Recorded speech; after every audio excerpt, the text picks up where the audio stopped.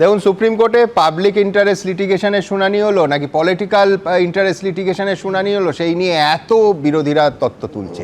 কিন্তু যেটাই হোক, রাজ্য বনাম নির্বাচন কমিশনের লড়াইটা কিন্তু এখানে থামছে না। ভাবুন, স্বরাষ্ট্র সচিব সহ 25 জন আমলা আইএএস এবং আইপিএস অফিসারকে আগামীকাল এবং পরশু মানে 5 আর 6 তারিখ দিল্লিতে ট্রেনিং নিয়ে ইসির পর্যবেক্ষক হিসেবে ভিন রাজ্যে কাজ করতে হবে। এই মর্মে রাজ্যের কাছে আবেদন করে নির্বাচন কমিশন। উল্টে রাজ্য বলে দেয় যে এই 25 জনের মধ্যে 17 জনকে কিছুতেই ছাড়া যাবে না, এবং রাজ্য পাশাপাশি বিকল্প অফিসারদের নামও দেয়। সেই আবেদন আজ শটান খারিজ করে দিল নির্বাচন কমিশন।